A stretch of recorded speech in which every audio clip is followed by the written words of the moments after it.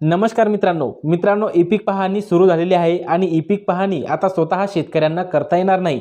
यासाठी आपल्या गावातील सहाय्यक नेमलेले आहे। ई पीक पाहणी केली नाही तर तुम्हाला कोणत्याच योजनेचा लाभ मिळणार नाही। तुमच्या 7/12 उतार्यावर चालू वर्षाच्या पिकाची अधिकृत नोंद ही होणार नाही। तर आपल्या गावामध्ये ई पीक पाहणी कोण करणार, त्यांचं नाव, मोबाईल क्रमांक ऑनलाईन कसा बघायचा ते आपण या व्हिडिओमध्ये पाहणार आहे। त्यासाठी हा व्हिडिओ नक्की शेवटपर्यंत पहा आणि आपल्या चॅनलवरती पहिल्यांदाच आला असाल तर चॅनलला सबस्क्राइब करून ठेवा, म्हणजे असेच महत्त्वपूर्ण व्हिडिओ आणि अपडेट तुम्हाला भेटत राहतील। तर चला मित्रांनो, व्हिडिओ सुरू करूयात।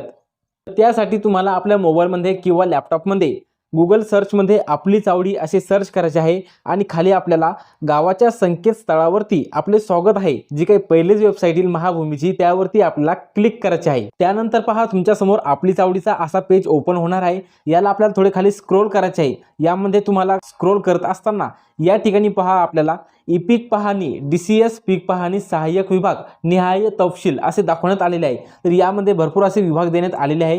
तर यामध्ये आपल्याला अमरावती विभाग असेल, छत्रपती संभाजीनगर विभाग असेल, कोकण विभाग असेल, नागपूर विभाग असेल, नाशिक, पुणे, जो काही तुमचा विभाग असेल त्या विभागावरती तुम्हाला क्लिक करायचे आहे। तर आपला अमरावती विभाग आहे, आपण अमरावती या विभागावरती क्लिक करणार आहोत। यावरती क्लिक केल्यानंतर तुमची जी काही विभागाची पूर्ण यादी आहे त्यामध्ये तुमचे सहाय्यकाचे नाव असणार आहे, मोबाईल क्रमांक असणार आहे, ती डाउनलोड होणार आहे। तर आता ही यादी डाउनलोड झालेली आहे, ती आपण ओपन करूयात। तर या ठिकाणी पहा आपल्या अमरावती विभागातील संपूर्ण जिल्ह्यांची यादी या ठिकाणी डाउनलोड झालेली आहे व ती आपल्या समोर ओपन झालेली आहे। तर यामध्ये तुमच्या जिल्ह्याचे, तालुक्याचे किंवा तुमच्या गावाचे नाव या ठिकाणी आपल्याला सर्च करायचे आहे। तर यामध्ये सर्च केल्यानंतर या ठिकाणी तुमचा जिल्हा दाखवणार आहे, समोर तुमचा तालुका, त्यानंतर तुमचे गाव दाखवणार आहे, त्यानंतर सहाय्यक म्हणून कोणाचे नाव असणार आहे त्या व्यक्तीचे या ठिकाणी नाव व समोर संपर्क क्रमांक तुम्हाला या ठिकाणी दाखवला जाणार आहे।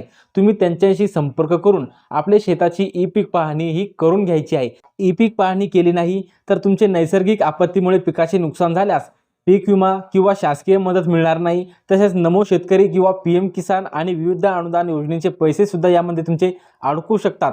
तसेच शेतमाल विकता येणार नाही, पीक कर्ज मिळण्यात तुम्हाला बँकेकडून अडचण येऊ शकते। तसेच 7/12 उतार्यावर चालू वर्षाच्या पिकाची अधिकृत नोंद ही होणार नाही। त्यासाठी लवकरच या दिलेल्या नंबरवरती कॉल करून आपल्या सहाय्यकाशी संपर्क करून आपली शेताची ई पीक पाहणी ही करून घ्यायची आहे। तर अशा प्रकारे तुम्ही आपल्या गावासाठी सहाय्यक म्हणून कोणाची नेमणूक झालेली आहे त्यांना कॉल करून आपली ई पीक पाहणी ही करून घ्यायची आहे। तर महत्त्वपूर्ण असा हा व्हिडिओ होता। आपल्या जास्तीत जास्त शेतकरी मित्रांना हा व्हिडिओ शेअर करा। धन्यवाद।